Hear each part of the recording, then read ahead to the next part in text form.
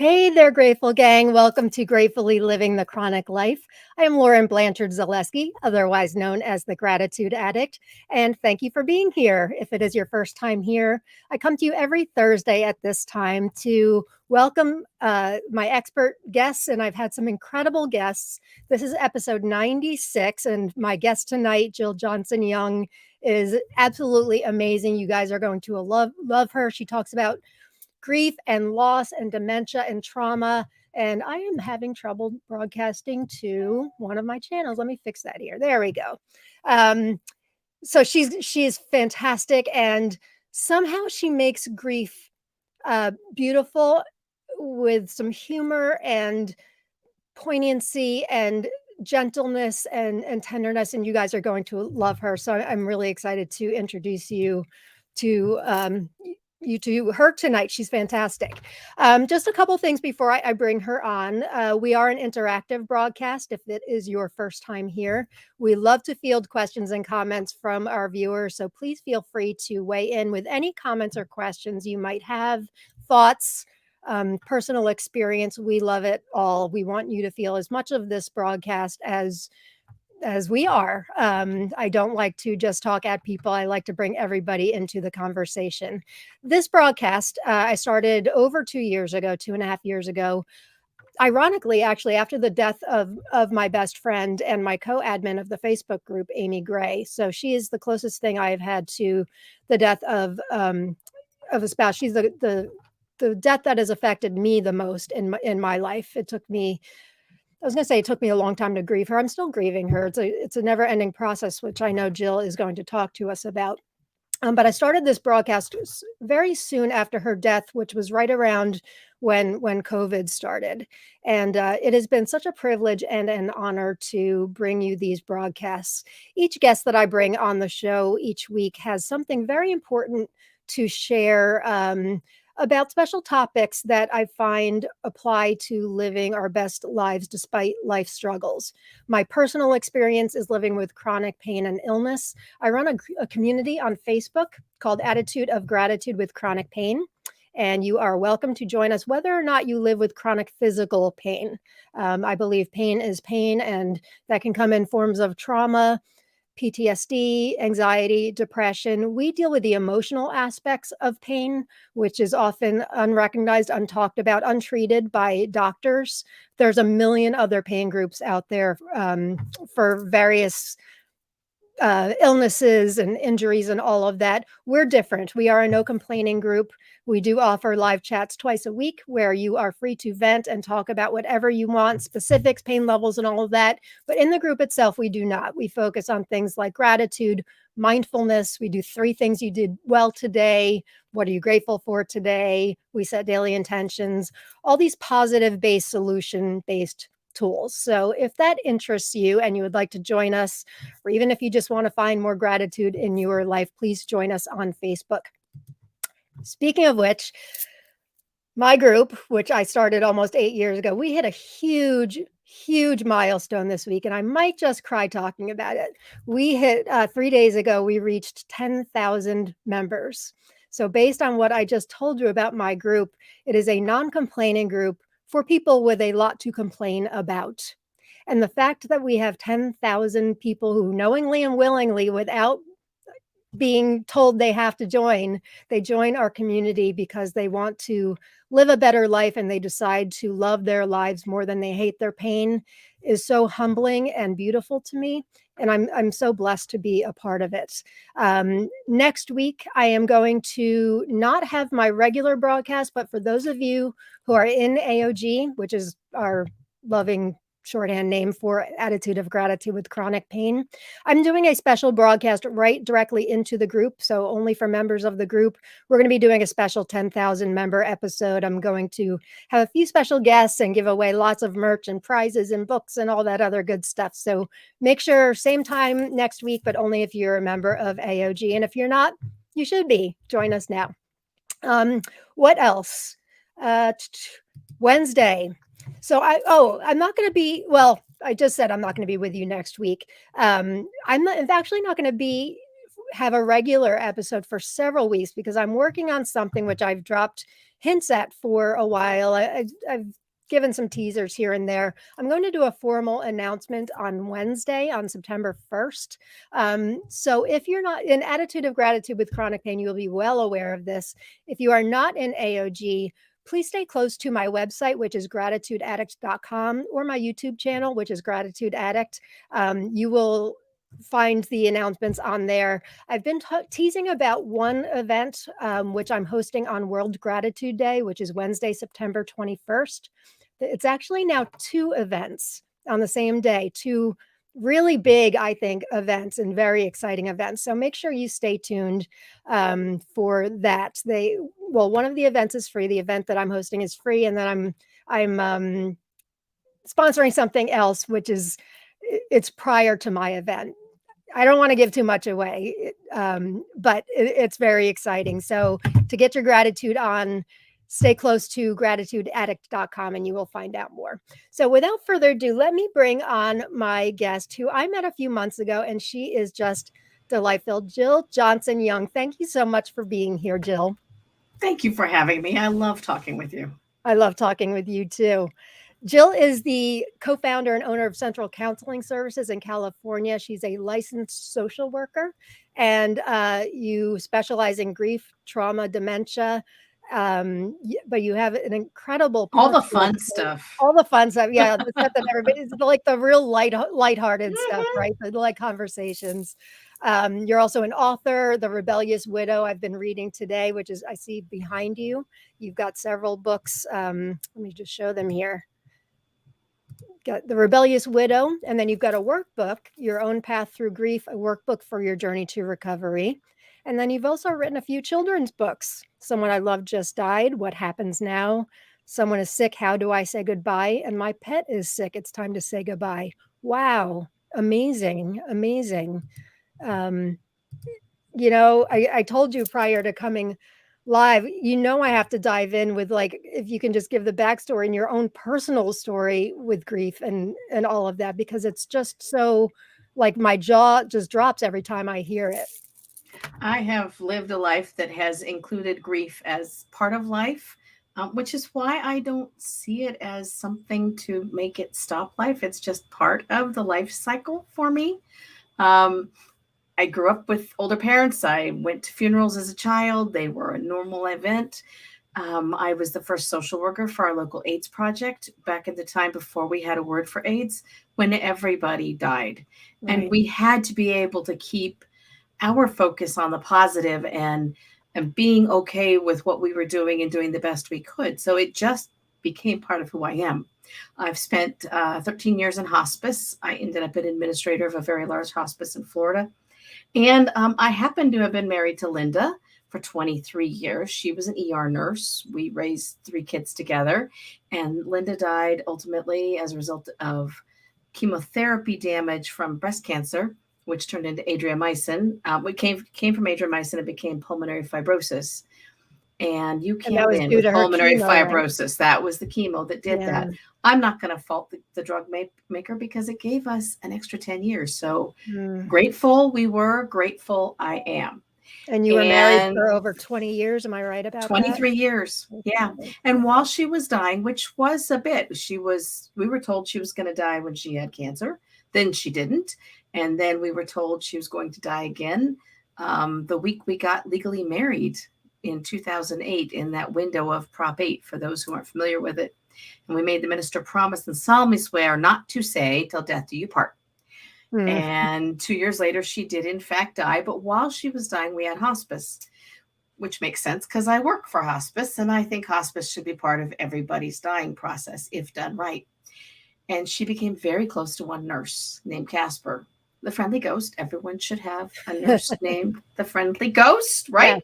Yeah. And before she died, she started saying, Jilly, after I die, you got to marry Casper. Like, yeah, no, we're not talking about that. Fantasy Island is over. There was a Fantasy Island episode like that. We're not doing that. Well, Fantasy Island has in fact returned.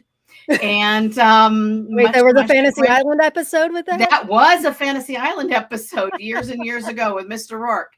And there I was in my living room with you got to marry Casper. And we both said, we're friends right now. You're our focus. And what are you talking about? It probably gave her comfort to It, think about, right? To make sure that you were okay, you and the she kids, was right? leaving me with 3 teenage girls, Yeah, and yeah. nobody should do that. That's just No, not no, fair. no. Right. So after she died, and remember, I've been a caregiver for a long time, I went out for coffee with Casper at a time that would have been considered far too soon for most people. So we didn't tell anyone. And it was just going to be coffee. And then it turned out we actually just really hit it off. And it felt so good to have someone who knew Linda, cared about Linda, loved my girls, tolerated my pets and my family, and was going to be there for me. And so we kind of danced around with it for a while. Who Um, also understood grief and dying too. That's she what I understood grief, and she didn't yeah. want anyone to think she was taking advantage. So Oh, I had to go meet her hospice team at the office, who she considered family, and then meet her family by phone in North Carolina, which was a trick because you have to speak North Carolina, because there's a distinct drawl when someone lives in deep woods, North Carolina, which they do. And love you guys, mean it, but oh my goodness, you have to know how to speak it. And then she needed to have my mom's blessing. She was not about to have anything to do with me without my mom saying, okay. My mom was a widow at that time, and she said, I think Jill should be happy. She's been through a way lot. Wow. And so we got together, and I lost some people because I broke the widow rules. And We're gonna share the widow rules. we are gonna share them, right? And then about 6 months into our relationship, we were sitting on Lanai in Hawaii, and her coffee cup went flying across. And I said, what was that? Because in our family, no matter which version of Jill family you're in, coffee time is quiet time. Well, then it was tea time. Now it's coffee time. You don't talk until the second cup has been swallowed. And she said, I don't know. I had these weird dreams. I couldn't tell what was real. I can't control my hand. Her hand was tremoring like crazy. And it looked like out of control Parkinson's. And in fact, it was Parkinsonism, because she had Lewy body dementia, and it had just arrived. Early onset. So early onset dementia, as you get 10 years or less, we got 3. For those of you that may not be aware, Lewy body is maybe the most severe form of dementia. It's horrific. It's pretty bad. Yeah. It's why Robin Williams took his life. Right. He did not die because of depression. He died because his watches were talking to him the night he died and giving him messages. So he tied him in a sock and drove him to a friend's house. He shouldn't have been driving. Yeah. So we went through 3.5 years of Lewy body. She died. And during the time she was dying, I had far less help because people had voted with their feet, as they tend to do. And one of the people who was coming to help at night, they took off. They were on the periphery, but they certainly weren't, good for you for finding love again. Nice to see you smiling again. That didn't happen for a lot of people. So one of the people coming by was the funeral director, because I wrote a blog. I didn't have time. Lots of people with chronic illness, lots of people who are caregivers don't have time to answer all the calls and emails. So I wrote a blog about what was going on. And I wrote it with a sense of humor, and I wrote it with reality. And if you wanted to know, you could look it up. And if you didn't want to know, you didn't have to read it. It was pretty simple. So she saw that I was not sleeping and was struggling, and she started coming by after work. And that was the funeral director who had come to meet with Linda and me when it was time to plan Linda's funeral, and came and took Linda into her care the day Linda died, and met Casper while she was taking Linda into her care. And so Stacy started to come to help with Casper. On the night Casper died, Stacy arrived in tears, took Casper into her care that night. Long story short, Stacy and I are now married. So I am the double widow married to the funeral director who took care of both my wives, who are both nurses. That is the most unbelievable story. Beautiful, tragic. I don't even know if I'm breaking any rules here by saying I'm sorry for your losses. I'm so thrilled for you that you found love 3 times with 3 incredible women. And I'm happy that you're blessed. You have been, and you're doing grieving your way, which is part of what you talk about in your book too, at least in the Rebellious Widow, which I can't wait to dive into. you guys. Oh, speaking of which, we're going to give away a copy. Yes, we are. Jill Johnson Young has agreed to give away a free copy for those of you who are who would like to win a copy. Please, if you're in the United States, let's see. I made a new what do you call them? Overlay for this today. If you like to win, type #gratitude in the comments, and we will do a drawing at the end of the episode for those of you who are watching live. Also want to find out from you guys if grief takes many forms, and I want to talk to you about that too, Jill. But for those of you who have experienced grief, whether through loss of a spouse, friend, but again, my specialty is with chronic pain and illness, right? And so we do our own kind of grieving, like grieving loss of healthy bodies, loss of abilities, loss of occupations, people talking with their feet, and loss of people in our lives, not through death, but because don't tolerate the fact that you've got a disability, right? Spouses who don't hang around. There's a lot of loss and grief associated. So I want to find out from those you guys who want to answer, how has grief impacted your life? Feel free to write that in the comments. So let's field some comments here. Hey, Sandy, thanks for being here. Hey, Jill Cook. Another Jill. There's another Jill, and Jill is one of my moderators. She couldn't wait to hear your talk tonight. Her mom passed away 2 years ago from dementia, so she was very curious and interested to hear what you were going to share tonight. So, hey, Jill, thanks for joining in. Glad you're here. Suzanne, hey there, Suzanne. Hey, Heather from Vancouver, BC, Canada. Hey, Linda. One of my favorite places. Yeah? Love Vancouver. Jane in Australia. Hey, thanks for being here, Jane. So sorry for your loss. Yes. I'm okay with my losses, folks. I'm really, really okay with the losses because I took them with me. I love your new paradigm, which you talk about in The Rebellious Widow. And as far as the 5 stages of grief, that is so widely distributed, and what your view is. So frustrating. It is. My gosh, so frustrating. Oh, by the way, Jill Cook says there's also a new episode of this. I'm thinking she means the new Fantasy Island. Is there a new episode? Yes, there is a new Fantasy Island. Yes, it's back. Yeah. Okay. I think they should have me. Nobody would believe that one. Tattoo. Right? And there is a tattoo, but she's a woman. Oh, well, there you go. Does she have a tattoo? She does. Of course she does.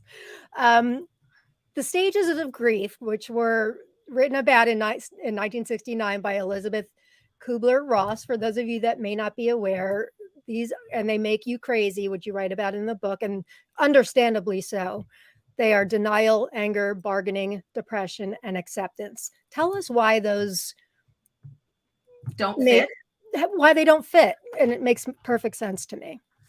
Those were actually written by Kubler-Ross, who was amazing and who started the conversation. Before that, we didn't have conversation in books anywhere about the dying process. So much gratitude out to her and to Dame Cicely Saunders, who restarted hospice at St. Christopher's in England about the same time. We needed to have a way to conceptualize the dying process. And so those stages are not meant to be in order, and they are meant to describe what the dying person is going through preparing for their own death. That's why there's bargaining. That's why there's eventually acceptance, because I'm accepting that my life is ending. And they involve the family and friends who are present, because they may get targeted by it, and they may be part of it, and they may be trying to cope with it themselves. But you can't bargain after someone's died. I mean, that's just flat out. You can't say, if I do this, then I get them back, because they're gone. Right. Bargaining is, and I'll use my favorite description of it. We had a dear friend named Mari who was dying in our church, and she was the one that all the kids adored, right? Because she did things differently. She took them whitewater rafting, and she took the little ones out to, play t-ball on the front lawn. She was not your typical person, and the kids adored her. And she was dying. She had not 1, not 2, but 3 kinds of cancer. And there was no way out of it. And she'd lost her vision because of it. So we had to go tell all the kids in Sunday school. And, when you're the grief therapist, everyone says, oh, good, we got Jill. Jill can go, right?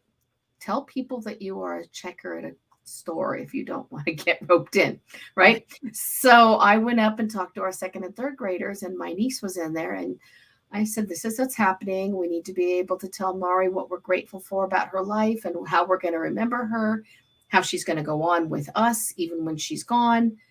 And Kelsey raised her hand and says, Aunt Jill, my grandma isn't very nice. And Mari is. And my grandma's old. And Mari's not. Could we just all pray really hard and have God switch them? Oh. That's bargaining. That is bargaining. Right? That's totally bargaining. Yes. And that's from a 6-year-old's perspective of bargaining.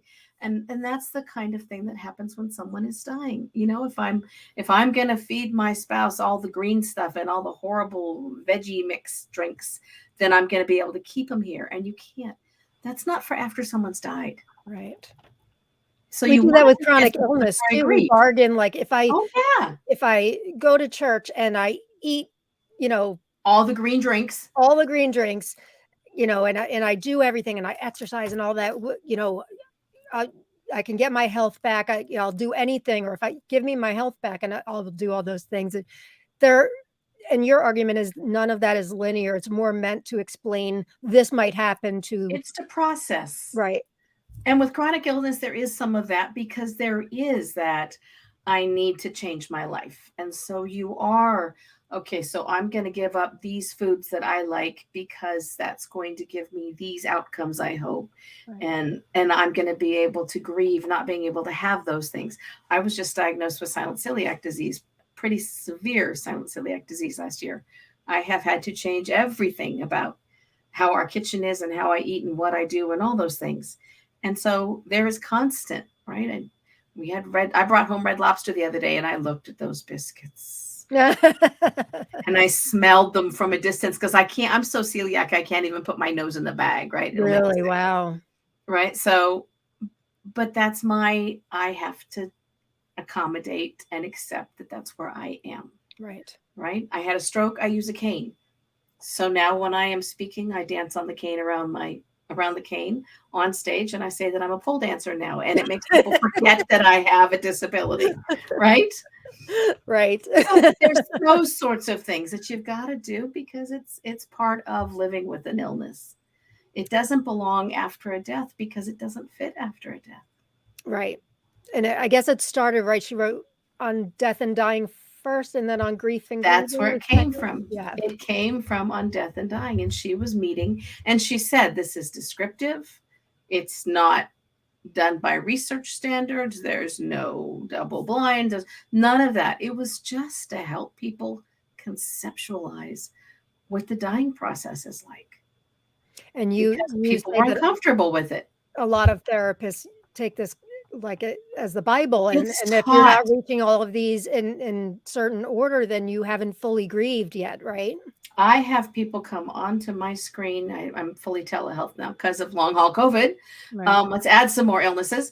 And they'll say, I'm here because my sister-in-law says I'm doing this wrong. I haven't been angry yet. You don't have to be angry. You don't. You can have someone die, or you can take on a new illness and not get all kinds of pissed off about it. Mm-hmm. You can just say, you're right. That's what happened. And now I need to cope with it. But we tell people they got to fit the boxes, and those boxes and those rules, they're harmful, and they make people feel like they're failures at grief. Yes. If you've never been a widow before, you don't know what you're supposed to do. Right. If you've never had a chronic illness before, you have to learn how you're going to manage it, and nobody else gets to tell you. Right. It's your choice. Right. Not somebody else's. It can look different on different days, right? So one day maybe you're doing okay with acceptance, and then on another, I know that I go through this every day. I have to come to a new place of acceptance every single morning, and I've lived with chronic illness for 23 years. So, we do the cha-cha, right? We do a step ahead, we take a step back, just never ending, but it doesn't have to be linear. It doesn't have to, like you said, check the boxes. I also really like in The Rebellious Widow what you said about the depression stage where, and that always bugged me too, and I've never heard anybody else talking about it. That being a stage is depression, and you talk about, there's sadness, deep, deep sadness associated with grieving. It's very different from actual clinical depression. Do you want to touch on that a little bit? If someone has a history of clinical depression, then absolutely, if they've had a major loss or a major shift in their life, whether it's a death or they've moved or they've retired because of disability or illness, whatever the issue is, or loss of a pet, which is one of the biggest ones we don't talk about, then you're right. We do need some space for sadness, but if you've got a history of depression, it might trigger a depressive episode. That's for the person who's had depression before to manage and to reach out for help. We don't need to assume that because someone is sad that they are depressed. You're supposed to be sad. Your life has changed. Something has been ripped out of it. You didn't get a vote on it. This goes for divorce too. You don't get to vote. Something changed. And you walk in the house and whatever that something is missing. Of course you're sad. Let yourself have the sadness and don't let anyone tell you you're not supposed to be. Now, if it goes on and you can't get out of bed and it's been months and you're not showering and deep down that you're not doing well, then okay, let's get evaluated for depression. If you're having suicidal thoughts, absolutely get yourself evaluated, get yourself to the ER, make a phone call. But don't assume someone's depressed because they are sad because they've had a loss.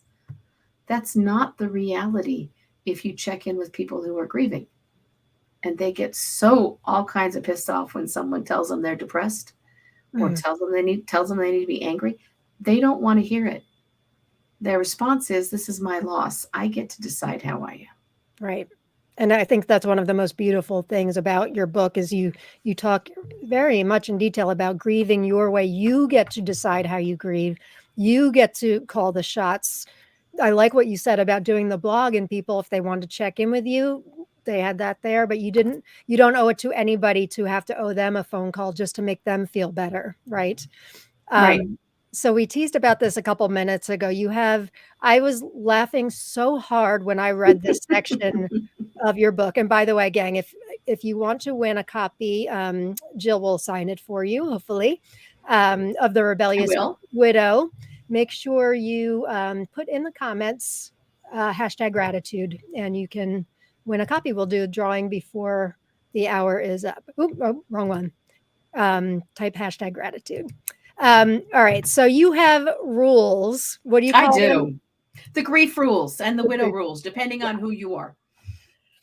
So they're so funny. And I know that we've talked before, and I know you talked about having broken many of these according to a lot of people in your life with the previous losses of your wives. So do not be seen smiling. Make sure you always look sad enough. And I also told Jill before we went live, you could even cross off loss of a spouse. All of this could for everything apply to living with a chronic illness, because sometimes when you're feeling lousy, you don't want to be smiling because then people are going to think you're not sick. And it's like these mental gymnastics that's just crazy. I shouldn't say crazy. It's just that's a great term for it. When I have somebody new come in to see me and they're grieving, one of the first things they say is, I feel like I'm going crazy and everyone's telling me what to do. And this is what they're telling them. Yeah.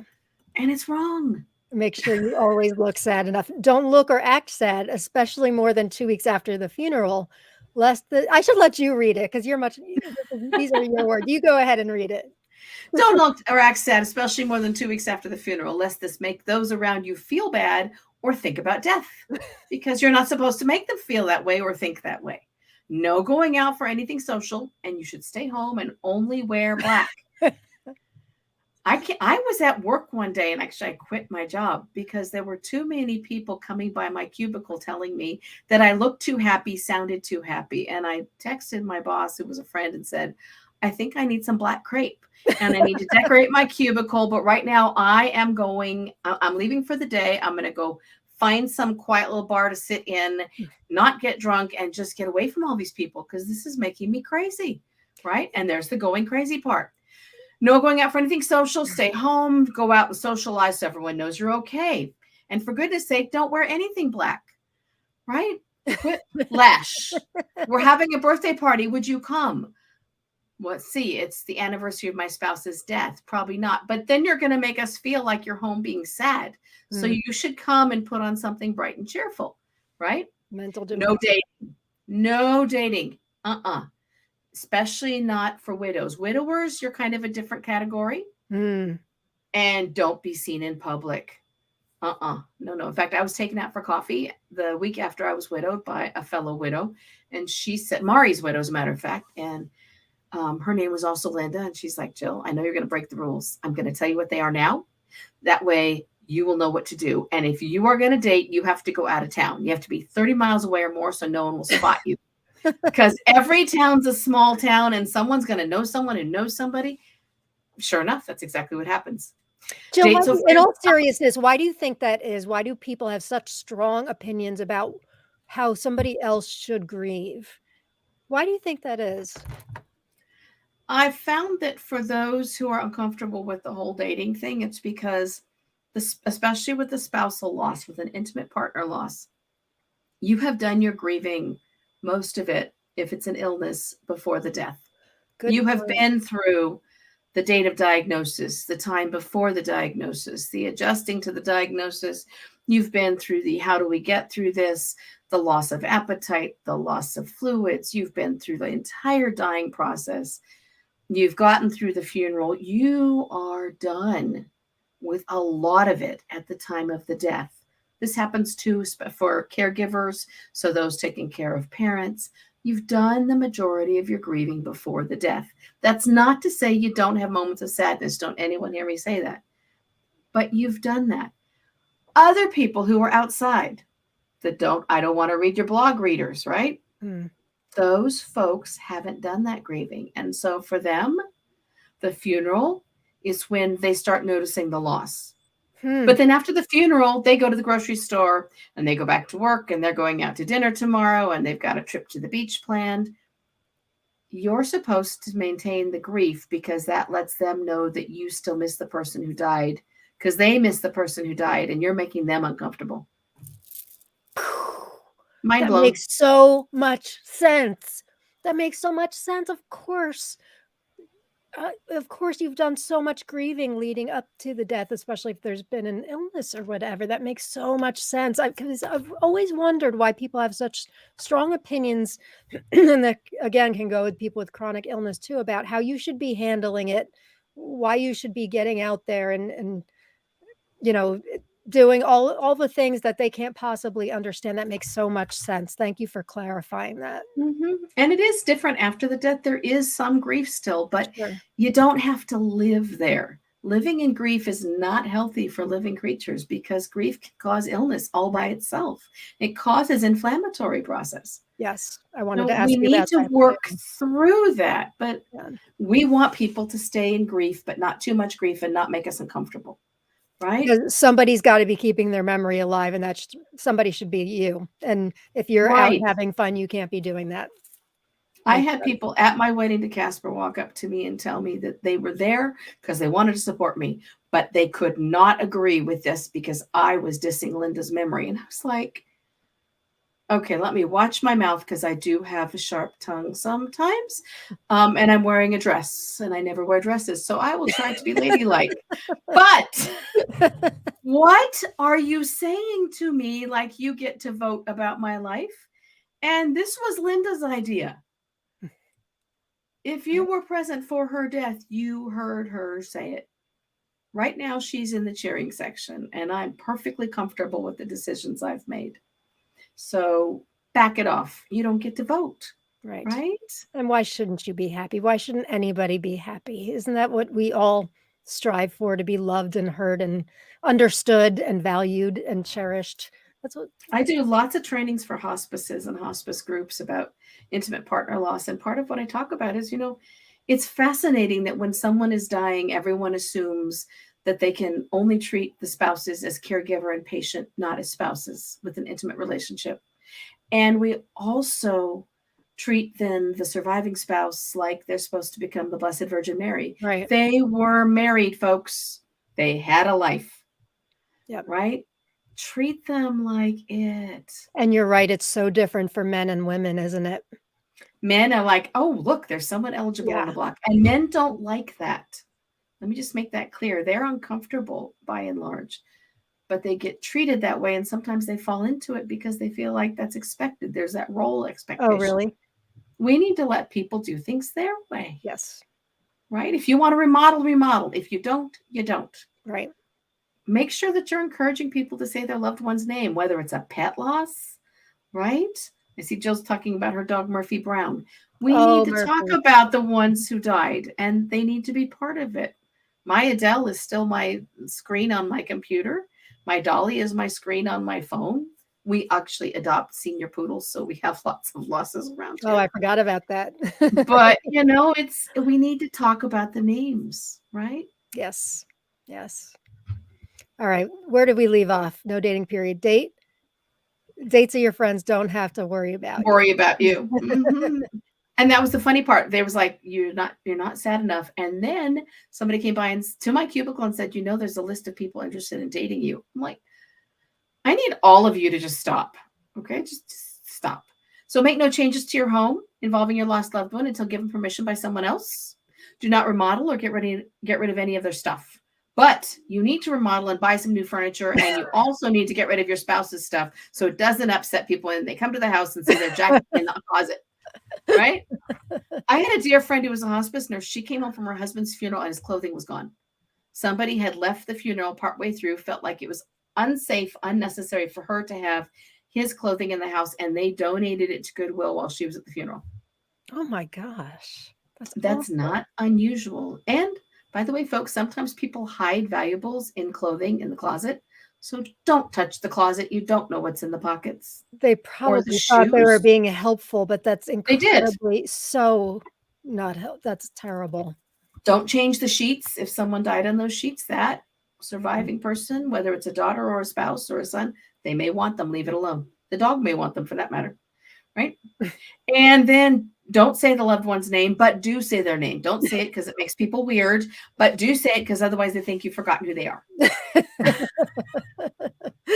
Those are great. Those are great. Flash, and it's not fair. No, it's not fair. It's really not fair. You have people who are grieving have enough to deal with without having to answer to everybody else.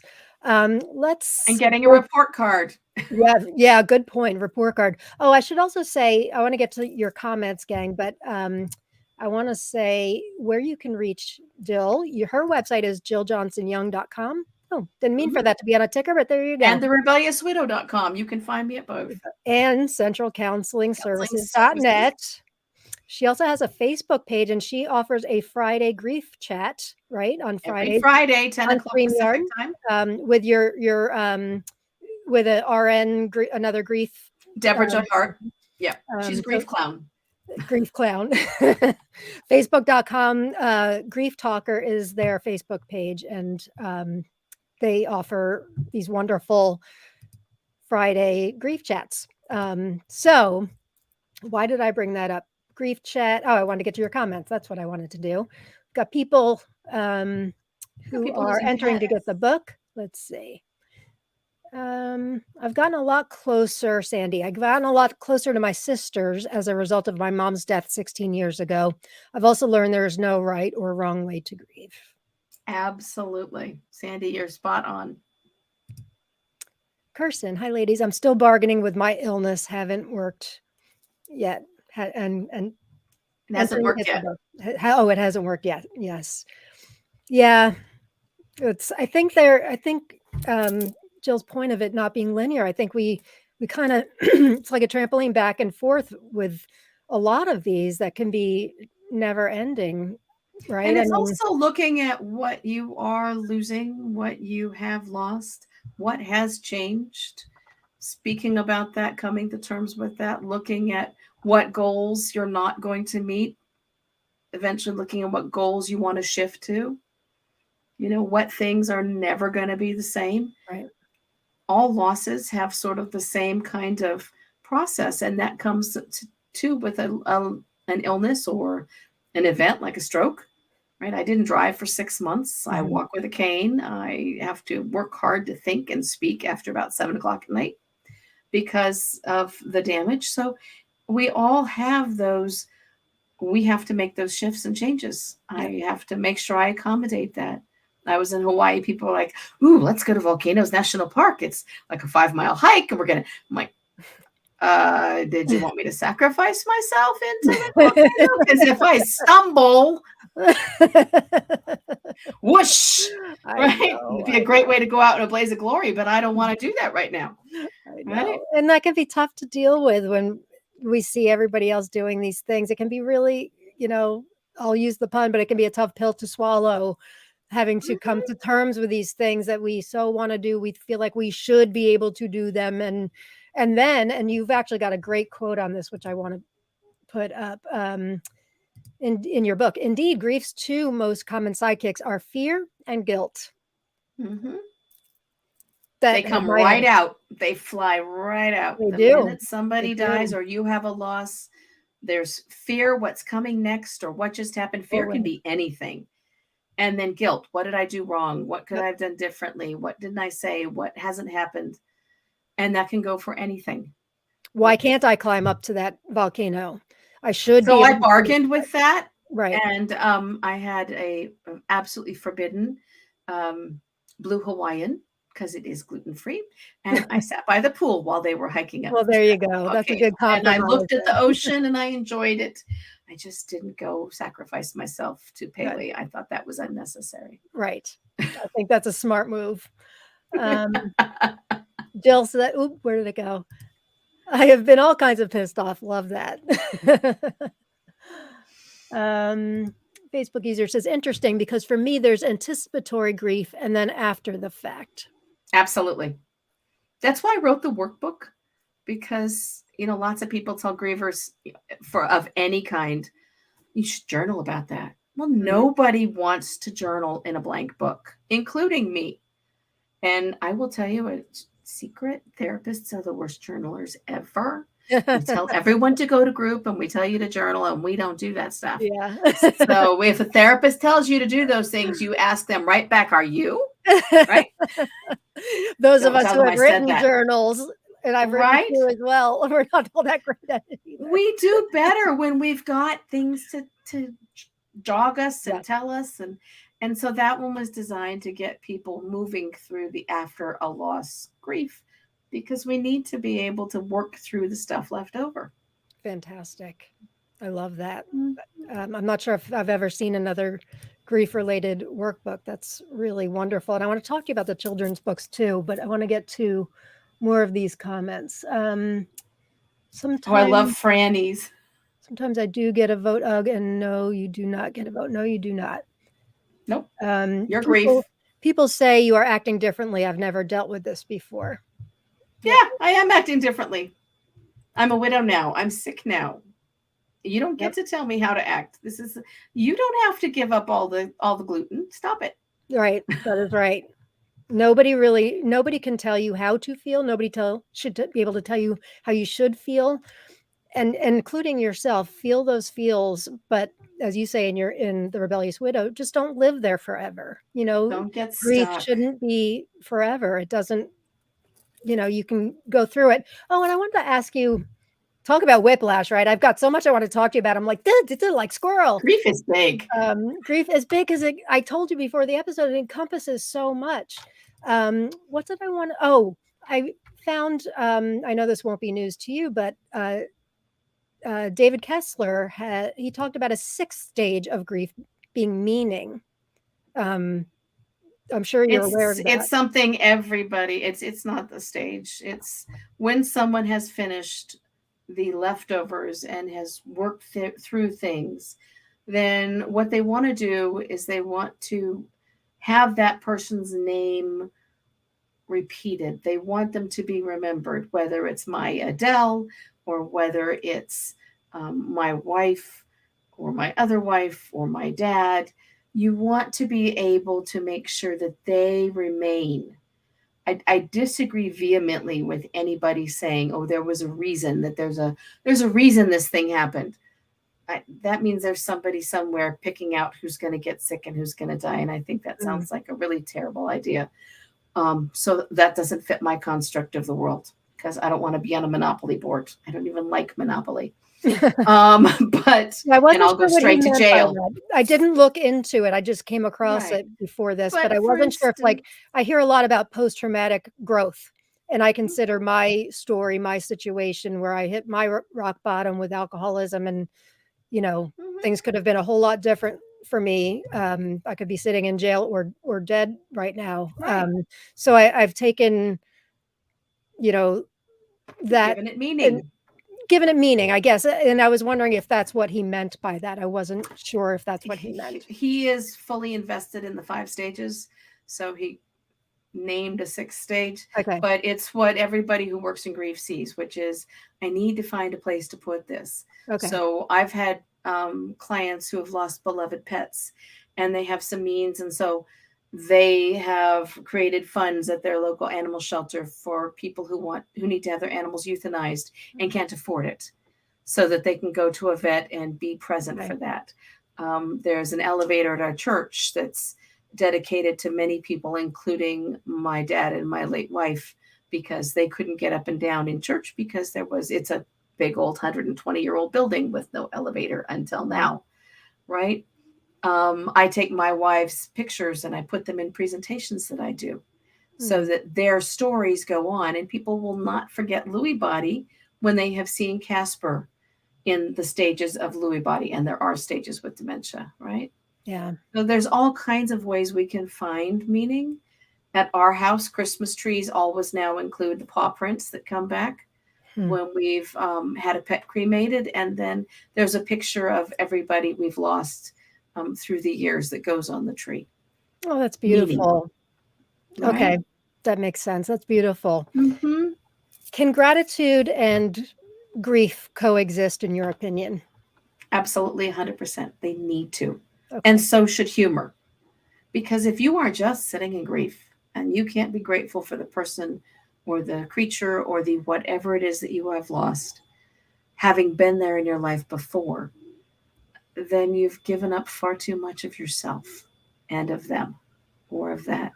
And you have to have humor to survive because our brains can't tolerate it. I had the stroke 4 months after my second wife died. I was working in a very, very stressful environment and I hadn't taken enough time off and I walked right into a stroke Hmm. and I created it for myself. So, yeah, we need to make sure that we are taking care of ourselves We need that relief. and that we can take the time out to be grateful and have some gratitude and to honor the loss that has occurred and what Mhm. has changed in our lives. You Right? you talk in the book about the tolls of grief, cognitive, physical, and emotional. And I know you've touched And well, spiritual. Hmm. on spiritual. Can you touch on those a little bit more? I know you've talked about you just talked about the physical. Talk about the cognitive. I'm not sure that we've talked about that, but um, Grief actually causes something that, and I have had to change the name of this because so many people don't know what quilting is anymore. But I used to mm. call it cotton batting brain, right? Or Kirsten Blake, you know what quilting is. I know you're there you watching. go. It's when your brain feels like it's surrounded inside and stuff is just not getting through. So you can see cues, you can hear cues, but you're just not processing well. And you also don't have capacity to process emotions well because things are a little bit slowed. And it pisses people off because you're not acting the way that you used to. Right. Cognitively, it also causes you to lose memory. You can lose conversations. You can forget appointments, which is why grief therapists need to be kind and not be snarky about people who miss appointments and provide more appointment reminders, right? And why grievers need to carry a paper calendar because they can't remember to look at their phones. They are slower on reflexes, so grievers make awful drivers. If you Hmm. just had a loss or just been diagnosed with something, sit in the passenger seat for a little while and let somebody else get you where you need to go. because you're not going to notice that red light or that car coming at you. I promise you there will be a problem. Right. Right. Right. There's a lot of stuff. A lot of us I know out there can relate to brain fog, not even necessarily from grief, but I've interviewed, especially a couple of years ago, I have one interview that I don't even remember doing on this very broadcast. I was going through some pretty severe neurological things, and I write on, I use paper. I have like 10 different journals surrounding me right now. It does help, but I know what you're talking about with the brain fog. Post-it notes. Yeah. And my fingers are blue from fountain pen ink. I like pen and Right. ink and paper, and I'm all over that. What about the physical? You already talked about that. You It causes loss of sleep. We know now from National Geographic studies that our forebears didn't sleep straight 8 hours. That's something that came from the Industrial Revolution. But we also know that way long ago, when my folks were herding reindeer in Sweden and Norway, my ancient people, if they had anxiety, they would wake up way early in the morning. They'd be up at 2 or 3 in the morning, and they'd stay up and get extra stuff done, then take a nap, have a second sleep, and get back up again. And now we know there's something like 3,000 documented conversations about that from around the world, first and second sleep. Grievers sleep that way. And we tell grievers very unhelpfully, you need to sleep. You need to make sure you go lay down and get some sleep. They don't sleep. They sleep until midnight, 1, 2 a.m. Then they're up, and then they're ready to go back to sleep. And we need to stop telling them as a group to go back to bed and let them watch I Love Lucy or Quincy or whatever is on the old channels. Do not watch the news. The news is not good for you for sleep. No. But watch the old shows, right? I was so excited Quincy's back, right? I love Quincy. I used to love right? That. And the detective, the bumbling detective who, but wait, I just wanted to, right? Those things are important. We need to make sure we're not telling people to sleep regularly because they're not. We need to let them have nap time. They also physically crave carbs, which can be hard if you have an illness that is not carb friendly. Right. I tell my clients, eat the carbs if you can, but please put some broccoli on top. Don't put kale on it. I don't require anyone to eat kale. Kale should be illegal in his shake, right? I'm not a kale person. Kale people, I'm so sorry. I'm not going to apologize for it too much. So it attacks and it causes inflammatory process. That's why we see, especially in really older people, when one spouse dies, the other one dies almost immediately, like in hours or days. That's actually called broken heart syndrome. And it can cause strokes and heart attacks. Really? For the rest of us, it can cause those hand joints to swell and the elbows and the hips and the knees and even your toenails to swell. So we need to be cautious with that. And we need to make sure that we're watching what we're doing so that we're taking good care of that. If you have been a griever who's done a lot of caregiving, you need to go to the doctor because people who are caregivers are notoriously bad at self-care. And they end up getting sick themselves. I'm so glad you brought that I'm up. evidence one. I was pretty much the primary caregiver for my best friend who died 2 years ago. But I'm really glad you brought that up because we do have a lot of members of the group who are not only sick, but are also caregivers to either spouse or parents and all that. And I wanted to ask you about self-care with that because I know I was very, very sick when I was taking care of Amy those last couple of months. I was fortunate enough to spend all my time in the hospital with her. They let me stay overnight, but I was a sick person who was just getting sicker and sicker. So I could see how that would happen because you want to give everything to that person who's dying. And I'm my mom's caregiver and she has Alzheimer's disease. She lives next door. So, my knees started hurting really badly this last 3 weeks or so. And I was ignoring them until I couldn't anymore. And I was like, yeah, no, I gotta go to the doctor. I got to follow my own rules. Yeah. So I'm headed to the doctor tomorrow. But it's that thing. We don't take care of ourselves because we need to put that other person first. But if we're not here, right, especially dementia caregivers die in great numbers. Really? Before the person with dementia. Really? Mm-hmm. Mm. Yeah, the numbers are startling, and it's like no other illness. Dementia caregivers expect to be caregivers for between 6 and 10 years, whereas cancer and other illnesses expected to be no more than 2 or at most 4.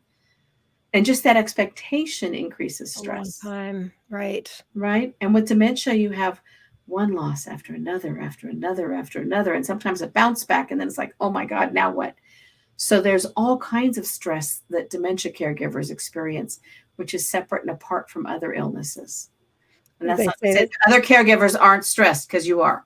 Hear me right, carefully. right.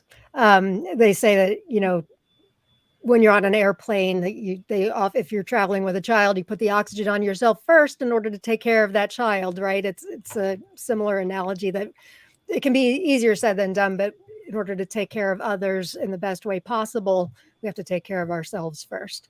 We do. Gosh, we're winding down. We have got so many great comments. I don't want to leave anybody out, but Courtney says, my dad, sister, brother always say, but you should be able to still work. You are not as sick as other people. Ugh. Stop it. Ugh is right, Courtney. There Ugh is is right. no comparison. You don't get to compare other people. No, and we shouldn't even compare ourselves, and that's No. part of the reason why we don't discuss our conditions in the group, because comparison can go 2 ways. It can be like, I shouldn't be complaining because they're so much worse than me, or it can be, well, why are they complaining? Because I'm so much worse than them. None of that is helpful for what my group tries to It doesn't accomplish. suit anybody's No, we're just purpose. trying to live, get through the emotional debilitation that comes from living with chronic pain and illness. Comparison's the thief of joy, as Eleanor Roosevelt said, right? Absolutely. And Kirsten the quilter says, and this is what my brain can sometimes feel like. Cotton batting. Facebook user says, very true. I have a terrible time with self-care. And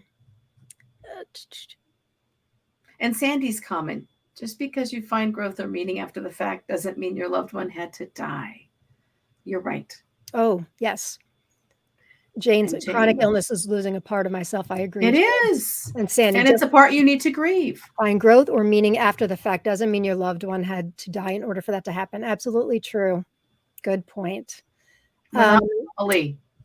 Gosh, I could just talk to you for like 7 more hours. We are actually at the hour and we need to give away a book. Before we do, I just want to give you guys Jill's information again. JillJohnsonYoung.com or centralcounselingservices.net, or what was the other one you said? TheRebelliousWidow.com. RebelliousWidow.com, which is one of the books, The Rebellious Widow. It's a wonderful, wonderful book. Highly recommend it. As well as you can find all these on Amazon, as well as her website. My kiddo books. We didn't get a chance to talk about pets, which I know that's another thing entirely. Mm-hmm. Yeah, it is. I love that you wrote these for children, because so many of us do not know how to talk to children about death and dying when it comes to grandma, grandpa, or a pet, so those are beautiful, beautiful works that you've done. And they've got help for adults in the back to be able to talk to those kiddos. Great. Good to know. Mm-hmm. All right, gang, let's give away a copy, excuse me, of The Rebellious Widow. Good luck. Let's do this thing.